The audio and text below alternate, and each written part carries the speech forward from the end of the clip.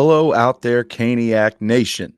Thanks for joining us for session 40. What is this? Session 43 of Caniac Sessions. I'm Griff. And I'm AB. And we're coming back today in a better mood than we were in session 42. A lot better mood. Isn't that right, AB? Very. So we are fresh off of back-to-back wins in games 4 and 5 of the second round series with the New York Rangers. With our win last night, as of recording, today is May 14th. Fresh off the win, May 13th in Madison Square Garden in game 5. With that win, we bring the series 3-2, right? We're within a game now of tying the series with a beauty on deck Thursday night in PNC Arena where we can get back to even, and then all bets are off for game 7 in MSG AB. We proved we could win there in game 5, right? Games 1 and 2, we could have won either of those games. So that narrative is gone. Get there, and we got a shot, AB. How you doing, buddy? How you doing? I'm good. I was on cloud 9 last night. I will say this. When the first goal went in for, well, actually, we'll just talk about game 4 first because we haven't talked about that. There were a lot of Rangers fans there because they were looking for the sweep. I saw a bunch of brooms. There was a guy sitting next to me that had like almost like a dog toy of like a loaf of bread for like Artemi Panarin. Anyways, came out firing. And the first, I think we got a 3-1 lead. And then they tied it. And I was like, okay, something's going to happen. This is not going to be good.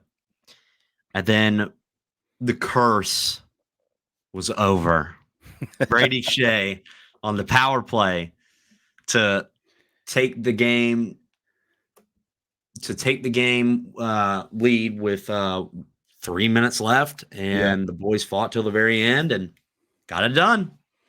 Yeah, great finish. A little nerve-wracking there at the end, but they were able to hold off the Rangers with the 6th attacker on the ice, right? They pulled the goalie at the end there. We were able to hold them off and keep the puck out of the net until time expired. Great atmosphere, AB. We were both there. Great atmosphere. There was a lot of blue. There's more blue there on Saturday night than there was in game 3, I thought. Probably because game 3 was a weeknight and game 4 was a Saturday night. So, I'm assuming a lot of that difference was the out-of-town crowd coming down from New York. I thought it was about a 70-30 split Saturday night, 70% Canes, 30% Rangers. It looked bad initially because they were all congregated, in the warm-ups. Warm-ups, and the Rangers shoot twice in, right? Or well, where the Rangers warmed up at. They were all congregated there and doing their chants from like an hour before warm-ups started until warm-ups were over. So you kind of went in there and your stomach just turned like, gosh, like this is ridiculous. But once they all spread out and went to their seats, and all the Canes fans showed up, it was, I think about 70-30. Whereas game 3, I thought it was more like 80-20 probably. 80-20. I was thinking like 85-15. So we'll see what happens, here for game 6 as far as the blue. But I'm hoping that, with the fact that we have a chance to even this game, I'm hoping that Canes fans will show up and not sell their tickets. No excuse. No excuse. Mm-mm. And it's not hard to get on Twitter or get on, I don't know, Facebook or wherever these ticket sales sites are, and find a Canes fan that wants to go and sell them your ticket. You don't have to charge them any less, but you would save some money in fees. It's just a little bit of effort, guys. Or if you don't have a ticket or nobody else is looking to sell a ticket, you always can go on SeatGeek and use our promo code Caniac Sessions for $20 off your first purchase. So Only for Canes fans, though. That's the only way you will find out because this is a Hurricanes podcast. That's right. Yeah. So we are promotional partners with SeatGeek, right? You can see it right up there in the corner. Our promo code is Caniac Sessions, one word, no space between Caniac and Sessions. First time ticket purchasers can use that promo code and get $20 off. So use it if you want. Yep. No, use it. Yeah, for sure. You want me to talk about yesterday? No, before we do that, I just kind of want to set I kind of want to set the stage here, right? All right. Kind of the big picture here. Set the mood. Yeah. So we came into this series as the favorite to win. You immediately dropped games 1 and 2, and you felt like you could have taken either of those, if not both. But you didn't. Okay. You're like, all right, well, we lost 2 on the road. No big deal. As long as we come home and take care of business. Just like how you're taking those glasses off to take care of business. That's right. That's right. So game 3 at PNC Arena goes to double overtime. You lose that one at home. Now it's a series, right? It's not a series till the home team loses. And we drop the third game in double overtime. And again, you felt like you could have won that game, right? I think games 1 and 2, we were killed by the power play, the Rangers power play. Our penalty kill didn't hold up. Game 3, that shorthanded goal was the difference, right? We had never gotten to overtime if it wasn't for that shorthanded goal. And so you lose that one too. And you're just like, wow, our special teams are a disaster right now. And we're down 3-0 and New York's looking for a sweep. And I mean, that's when we came home, AB, and we recorded session 42, and we were just like, this is doomsday. You remember that feeling? Just depressed. Just depression. It sucked, didn't it? No other thing to say. I mean, we were talking about losing our coach and losing our free agents, and I mean that was all real concerns. I mean that was legitimate concerns, was it not? Very. They're just now compared, it's just terrible. I'm gonna go and rewatch it just to see. That was brutal. It was. But we were like, hey, look, if you don't make if you don't make this a respectable effort, on the scoreboard, right, the series scoreboard, then it's just unacceptable. Leaving the postseason 2 years in a row on a sweep, in kind of the same manner, the same fashion. And it felt the same. We didn't get swept. I did not want to hear that again. No. Nope. No. I mean, these games, I will say, they have been close, except for yesterday. It's the same as the Florida series last year. Yeah. Well, it was. Up until that point, when we're down 3-0, it was the same as the Florida series. Same thing. Just different team. Well, we just got 2 down, 2 more to go. That's all I know the boys are thinking about. Yeah. And we were talking about this too, how usually when you're down 3-0, it really can mess with your head. Like, you could be just like us the game after, depressed, sad. That's right. But I mean, this team is ready. They overcame the odds in game 4. And then, Griff, I will let you tell them about the wonderful game 5. Yeah. So game 5, we head up to New York in hostile territory. And everybody but a small subset of hockey fans in Raleigh, North Carolina, and, surrounding areas wherever, Canes fans happen to be, a small subset. All the national media thought that this series was over. The New York Rangers thought that this series was over. Casual hockey fans thought this series was over.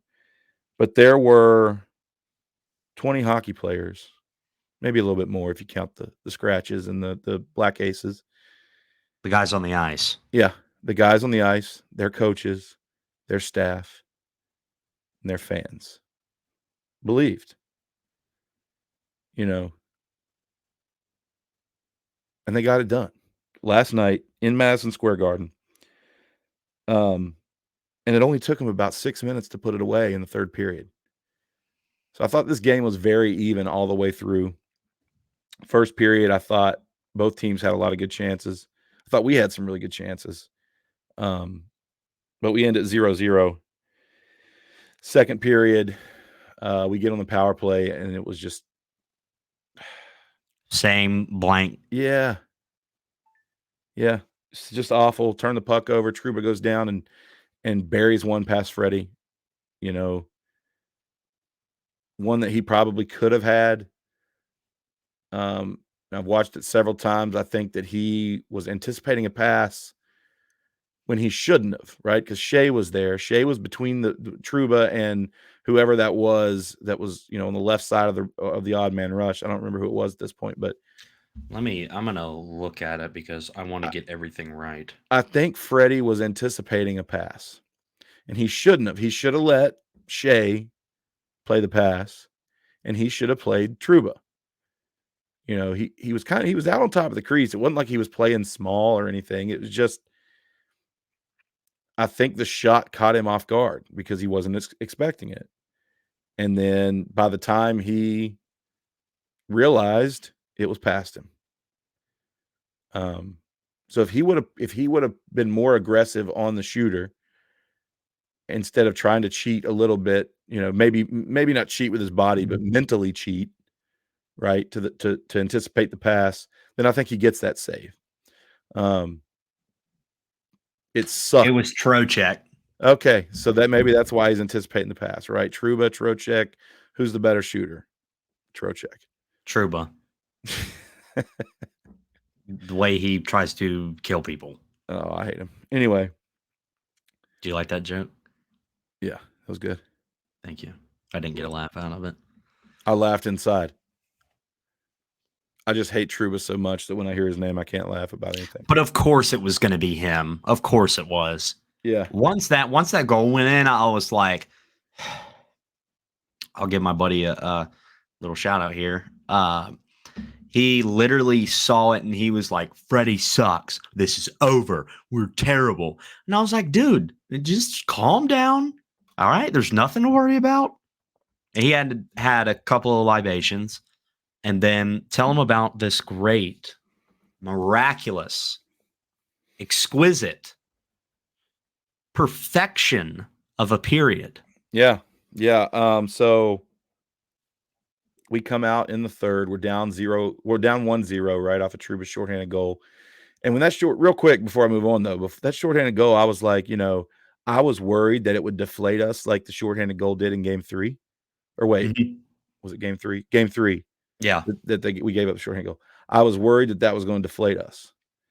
Other than that, the second period was pretty even too, I thought. But anyway, we get to the third. We start the third period on a power play. Wasn't the best power play, but it was better than the one in the second period. And the Rangers kill it off, but then from that point forward, it was pure domination by Carolina. And then Jordan Staal, the captain, right? He comes onto the ice after the Aho line leaves. Jordan Staal was the first player from his line to take the ice during that line change. He hits the ice and he just barrels for the offensive zone. Dmitry Orlov has the puck over just in the neutral zone, right across from the blue line. And he very easily, I think his initial thought was to dump the puck, right? Just get it deep.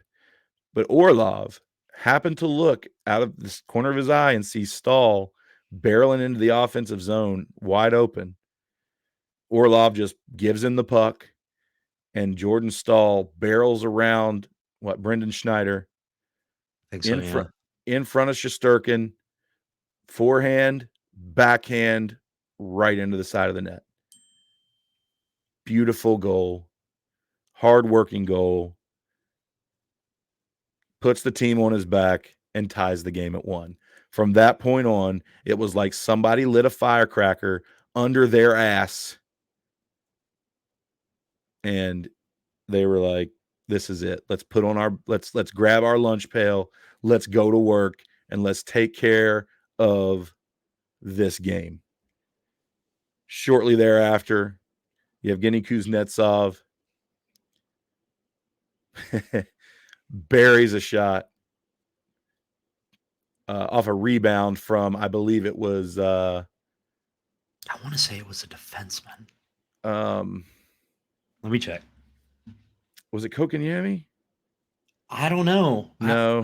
No, he doesn't have a point. He couldn't do that. No, he did get a point. He got an assist last night on the Drury goal, I believe. It's a miracle. Or not the Drury goal, the Martinook goal. All right, let me see. Okay, so we tied it here. No, it wasn't. That was I should have been ready for this. No, you got it. I'm just watching it so I can see like the. Oh, it was Brady Shea. It was Brady Shea. Yeah, so, I knew it was a defenseman. It was but KK also got the secondary assist on that. Brady Shea shot, rebound off of Shesterkin, and Kuznetsov was able to beat Panarin to the rebound and bury it, right, to go up 2-1. And again, just maybe 3 minutes later, Jack Drury goes down, wins a board battle with Jacob Trouba, basically just takes the puck away from him like it's his freaking lunch money, and comes around, passes it to Natchez. Natchez gets the puck and just throws it to the slot. Drury kind of tips the puck a little bit and slows it down to the point where Jordan Martinook can, just take control of it and bury it right past Shesterkin. That would bring us up 3-1, and then they locked it down. Defense was denying entry.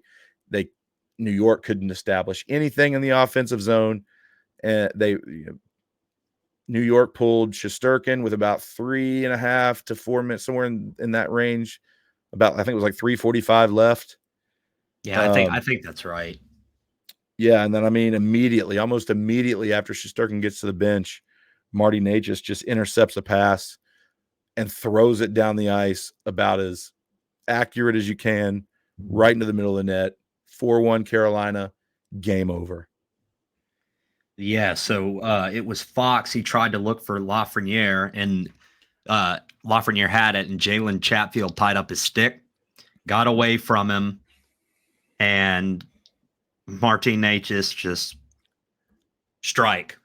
Yeah, right down the ice. Yep. Like a freaking arrow off a bow. That's right. And with that, we bring the series to 3-2. I know there's a lot. Well, before I move on to my next point, AB, I'll give you a minute to just wrap up whatever you want to talk about on that game. Okay. Well, so my buddy was freaking out, and when we got that first one, I was like, okay, that's one. We're fine. That's one. And Jordan Staal is a grown-ass man. I mean, my God. Yeah. Doesn't matter if he's 34, 35, just pretty much makes Braden Schneider's son. And just goes around them, just powers to the net.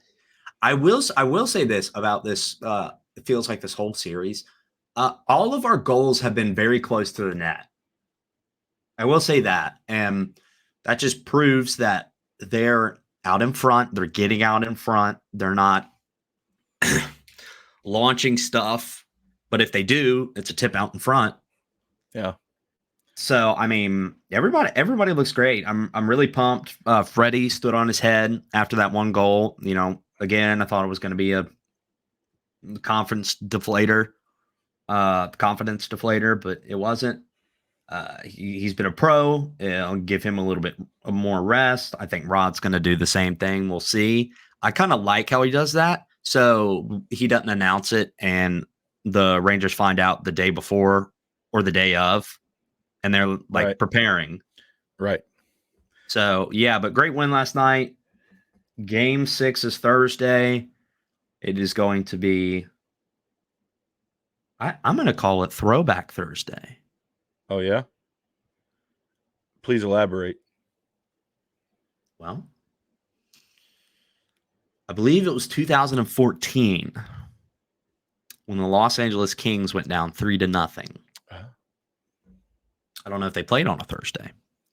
However, I think they're going to throw it back to that and go to 7. Let me explain something that I was thinking about. And this is why, at this point, it doesn't feel like we were down 3-0. Even though we are 2 games into what would need to be a reverse sweep to win this series, let me explain why it doesn't feel like that to me anymore, because we got 4 and 5. So if you remember back in 2022 when we played the same New York Rangers in the same round, which is the second round of the playoffs, nobody lost on home ice until game 7 when New York beat us in PNC Arena to win the series and move on to the Eastern Conference Final. If you remember, at this point, right after game 5 of that series, it was 3-2 Carolina, right? New York would go back home to MSG, win game 6, and then come back to Carolina and win game 7. So right now, the narrative surrounding the series and the team is the Canes got to win 4 straight. They were down 3-0. They got to win 4 straight, a reverse sweep, a blah, blah, blah, blah, blah. That's gone now. That's out the window. We need to forget about it, right? Because honestly, all we did is swap away games with the Rangers. They took game 3. We took game 5. If you would have swapped back and we would have won game 3 and they would have won game 5, then what point would we be at? The home team had won every game. So we've been able to reset this series back to its original kind of structure because we won the last 2 games. So now we take care of business at home in game 6. Then we need to go back to New York and steal one on the road, and we win the series, just like New York did to us in 2022. So I don't think this is as out of the realm of possibilities that the media wants to portray. That the Rangers fan base wants to portray. I don't think this is as much of a long shot as it's being made out to be. It's 2 games. We just won 2 games back to back. We essentially have to do the same thing. Win a home game and go steal one at MSG.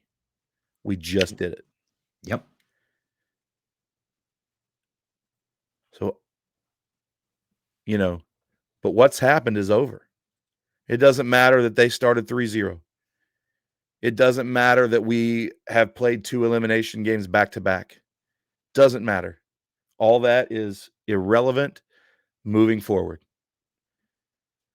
We can pretend like the home team has taken care of business and we're coming back home for game 6 as scheduled, as should have been scheduled from the beginning.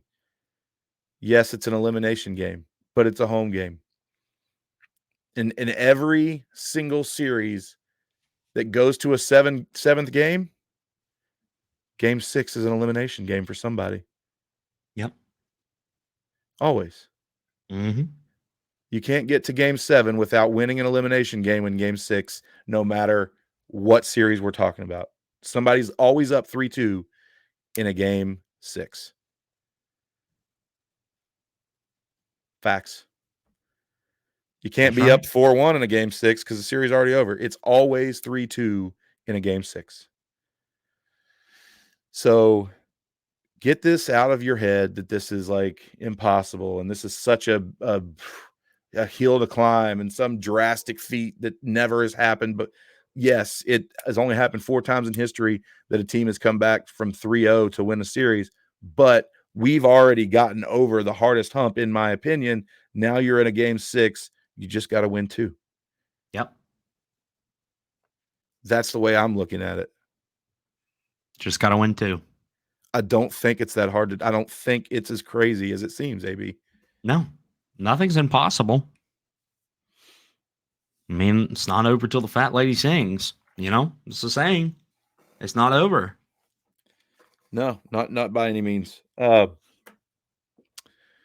Couple things I want to talk about before we get out of here. This will be a short session today. At this point in the series, we're just trying to get something out after, each little segment. We've been pretty hard on Jesperi Kotkaniemi, and rightfully so, right? He has been subpar, to say the least. These 2 wins that we're coming off of, I thought he played his 2 best games of the playoffs. He's only gotten 1 assist out of it, but off the scoreboard, he's been very physical. He's been basically like the reason that certain goals have been scored, right? Like the Kuzi goal in game 4. That doesn't happen unless he crushes Goudreau into the boards and enables that, rushes his pass, enables that turnover. So I thought KK has been very, very good the last 2 games. And just really our depth in general. I think finally we've been waiting for, the depth to show up in the playoffs, and it's here. And you just hope that continues to ride through the rest of the series, however long that lasts. You agree with that? Yeah, I'm just not a big fan of KK. I will say he's played better. I'll give him that. But I mean, would I rather have? Would I have rather had somebody in earlier? Yeah, but I mean, the lines are working right now. Just don't do anything to them. So it's really, no complaints now. It's just win. Yeah. I mean, that's it. Yeah, I've been kind of critical on these line combinations and, the forward lines anyway. And Rod's decision for goaltenders. I didn't necessarily like Martinook playing up on the second line with Drury and Natchez. I kind of felt like Natchez was kind of being, snuffed out a little bit because there's no dynamic playmaking ability really on that line. It was more of a grinded out kind of line to me. Mm-hmm. And then really like Stahl's line was more of a second line than the Drury line. But then, I kind of ate my Sorry, that words a was my little. watch. I kind of ate my words a little bit last night because, I thought Kochetkov should have started last night. But then Freddie, man, he, other than that shorthanded goal, which, is not all his fault, but man, he kind of locked it down. I mean, he didn't have to be like amazing last night, but he's made saves when we needed him. And so, and then Martinook scores. That line, Natchez, Drury, and Martinook, they get the goal to go up 3-1. And then a stat that I heard today that kind of blew me away. If you look at the playoffs as a whole across the entire league, and you look at individual expected goals for, Jordan Stahl is number 1 in the entire playoffs with expected goals for. Yes, he's not finishing them, but he's getting chances. You know who else is in the top 5 of that category and in expected goals for the entire playoffs? Stephen Nason? No. Jordan Martinook. Oh, okay. 5th. I didn't know that. I didn't realize. I mean, expected goals for. This is not just shots on goal. This is not just, chances. This is expected goals. It's it's the chances and the quality of those chances kind of mixed together to create this expected goals formula. What that means is they are getting grade A quality chances on a regular, consistent basis. And once I heard that, I was like, Griff, you need to shut up. Like Rod, and it just brings me back to earth. Rod is, he kind of knows what he's doing. And as crazy, as crazy as second line Martinook seems to me, he's getting his opportunities, and we saw it last year in the playoffs. He can do it. He can bury him. He's came up clutch. It's a coincidence that Jordan Martinook scores a heater right over Shesterkin, and who was in the building last night? He was in the building. Wayne Gretzky. Yeah. Maybe they talked before the game. I don't know. Anyway, it just sometimes I question Rod, but then, it just comes through. And he said something today in his presser. He had a press conference at 12:30 today on Zoom, and he was like, somebody asked him, I don't know who it was. It might have been Corey Lavalette, but somebody asked him, like, how, some of the decisions that he's made have kind of been, questionable outside of, here. And they were like, how do you, do you jumble everything up when you're losing, or is it, how do you make that decision not to jumble everything up and just kind of ride with the status quo, and expect them to figure it out? And he made a comment, something along the lines of like, we've done something right to get here. You just kind of got to rely on it and trust the guys to figure it out. You jumble everything up and it, takes a turn for the worse, then you just never know. I mean, it's unproven, right? What we're doing now is kind of proven to a certain extent. So I guess, it does make sense to go with it. But if we play a game, well, obviously we're playing a game 6. I expect Freddie to be in net. Mm-hmm. And if we go to a game 7 in New York, I expect Freddie to be in net. Yep. So he's proven he can still go. And he's been playing really well. He's let in a couple bad goals, through this series. I will admit, but it's that game tying goal that Lafreniere banked off his butt was awful. Yeah, but he held Freddie, it down. Yeah, he's shown that he can put it behind him and solidify his game. I just don't know the same about Igor. No, Igor, man, something's rattling around in there. He's a baby. I mean, go ahead. Sorry. I was just gonna say, like, he's like, when he gets down, he can be had. I mean, he can. I mean, I think they. Oh, sorry. Go ahead. Sorry. No, I'm not. I'm just rattling. You talk. You talk. I will say this. They mentioned a stat earlier in the playoffs that he hasn't let in 3 or more goals at one point, and we did it in game 4. I mean, they had 3, we had 4, and I mean, this game we kind of embarrassed them in the span of 6 minutes. Yeah. So giving up 3 unanswered goals.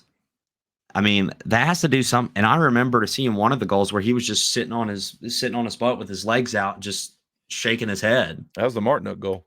Yeah, something's. I don't know. Something may be going on in his head. Yeah, we've planted that seed. That seed of doubt. Is there. It's for both of them. Yeah. For the team, for the goalie and the team. Absolutely. And we're just pouring more water on it to grow. Yeah, them getting on that plane tomorrow and flying to Raleigh, that's going to suck for them. I mean, yeah, and it's going to be a lot louder. I'm expecting a lot more Canes fans. Oh, it's going to be electric. It sure is. And I just don't know if they can. I don't know if they can do it. I mean, I'm not worried about their top lines. You know, their top lines are really good, but I mean, Igor, I don't know. Yeah, it's going to be fun to watch. Last thing I wanted to talk about was special teams. Games 1 and games 2, we gave up 2 power play goals each. Mm-hmm. Game 3, we gave up a shorthanded goal. Mm-hmm. Game 5, we gave up a shorthanded goal. Mm-hmm. But we haven't given up a power play goal since game 2. So the penalty kill is starting to build a series here, right? You give up 4 to start in games 1, 2, and then I think New York went on 1 power play in game 3, and then I think they had how many did they have last night? I think they had over 3. I think it was only 2. 2 or 3. I don't know how many we had. I'm looking right now. So, 3 apiece. Oh, okay. So we had 3 and they had 3 last night. So 3, 4, and then anyway, we've killed off all of the New York's power plays after game 2. That's a good sign. If that continues, right? Because it seems like to me the refs have been calling less than they did in the first couple games. I thought the first couple games they were trying to really like get a hold on the series early, Mm-hmm. get rid of a lot of the after the whistle Chippiness. crap. Yeah. And I think, after that kind of wore off and these two teams just started playing hockey, I think that benefited us a ton. So, if we can limit the Rangers to no more than 2 power plays, maybe 3 power plays a night in these next 2 games, assuming that we get to a game 7, Mm-hmm. and we're able to kill those and stick to 5-on-5, I think we win. Our 5-on-5 game is better than New York. If we can match special teams, or maybe we lose special teams, maybe they get 1 power play goal, but as long as we can cancel that out with 5-on-5 play, I think we win this series. I really think we can. I have a new sense of hope. I have a new sense of belief. And then it's all going to come down to Thursday night. Any last thoughts for you? No. The only thing I'll say is thank you so much for listening and watching session 41 of Caniac Sessions. If you haven't already, please follow us on X, Instagram, and Facebook at Caniac Sessions. You can also, if you're watching this right now on YouTube, click the subscribe button, comment, like, turn on the notifications bell to be notified when any of our new videos come out. If you want to keep up with us on X, you can follow Griff at M_Griff10 on X. And you can follow me at AB Caniac Session. Thank you so much for listening, and we will see you in session 44. Bye.